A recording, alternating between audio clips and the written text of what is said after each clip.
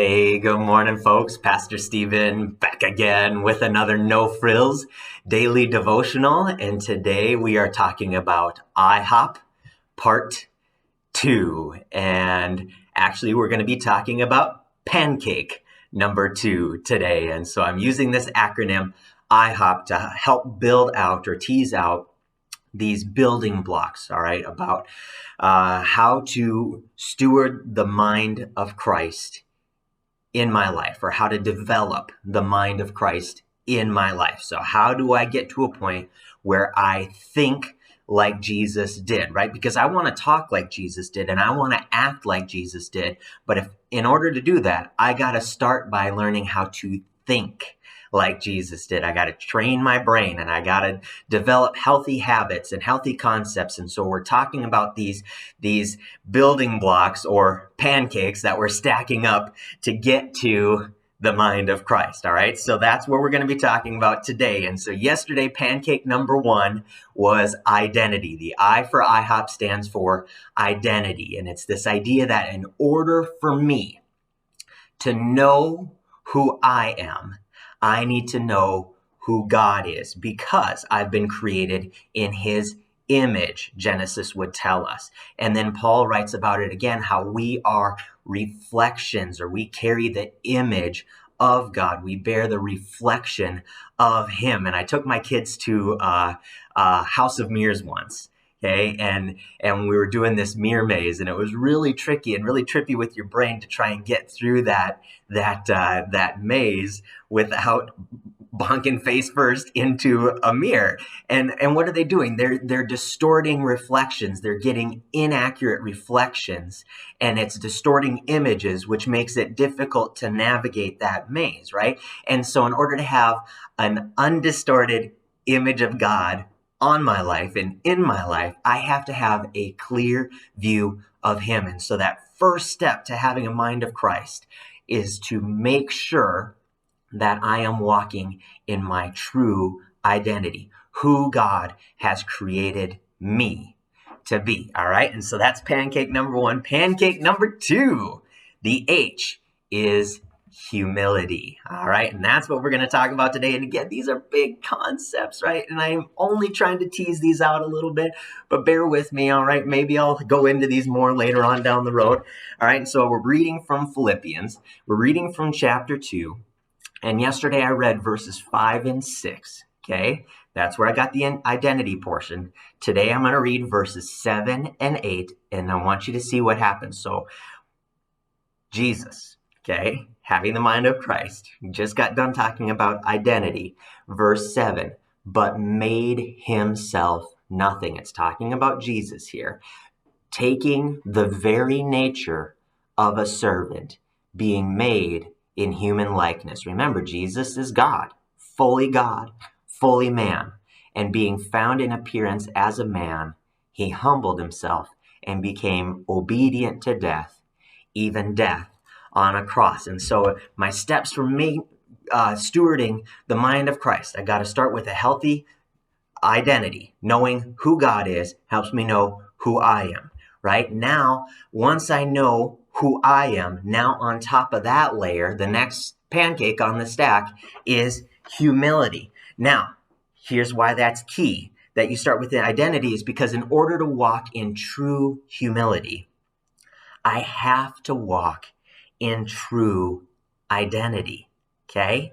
Because those two work hand in hand. I don't know if you know that. So identity, I would, if I could give simple definitions today, identity is knowing who you are in Christ, okay? Humility then is knowing who you are apart from Christ.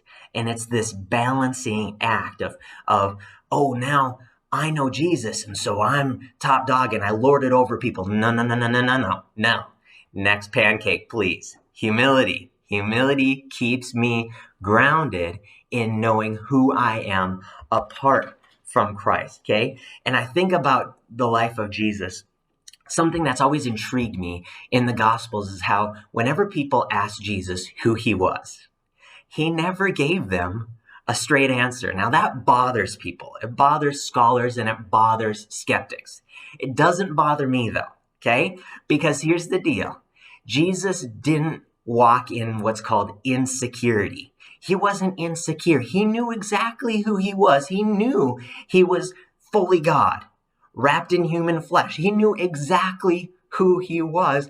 And because he knew who he was so well, he didn't feel the constant need to defend himself, okay? When you walk in insecurity, okay, you are going to constantly feel the need to defend yourself or to defend your honor. Think about it like this, all right? I think I'm a good teacher, okay? And I hope that doesn't bother you that I say that, okay? But here's the deal why that's important, okay? Because I need to think that way.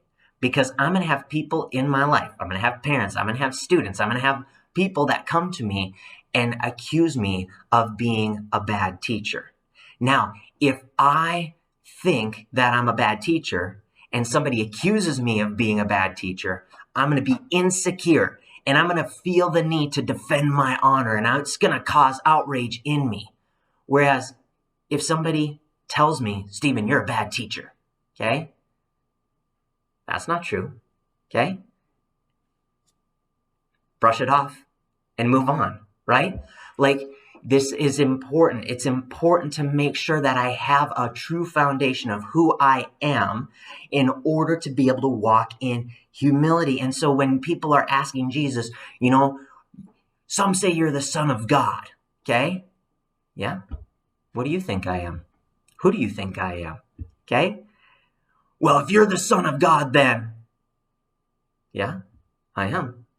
But who do you say I am, right? He never got rattled when people accused him of being something he wasn't, okay? That's key right there. He never got rattled when people accused him of something he wasn't. See, when you don't doubt your identity, okay, it doesn't matter when other people do. Okay? And so this challenge from Paul in Philippians and this challenge from the life of Christ is to know who I am, know who I've been created to be in God, but then not using that to leverage myself, but using that to leverage others, because Paul, actually in just a couple short verses before that, he tells us this in verse 3. This is still Philippians chapter 2. He says, do nothing out of selfish ambition or vain conceit, but in humility consider others better than yourselves.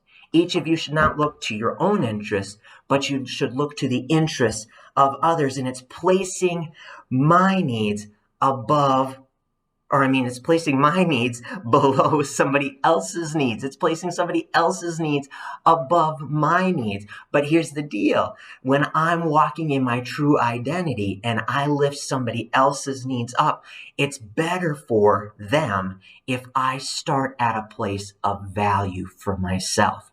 Okay? A lot of times we get this mixed around, and I got to wrap this up where we feel like I need to feel like I'm worthless. I need to really put myself down in order to lift other people up. Well, that's like trying to lift up a table when you're laying on the floor. How effective is that going to be? Not very effective. Okay? It has to start from a healthy place of identity, of knowing who I am and knowing that I am a child of God, and then taking somebody else's needs and bringing it to a whole new level.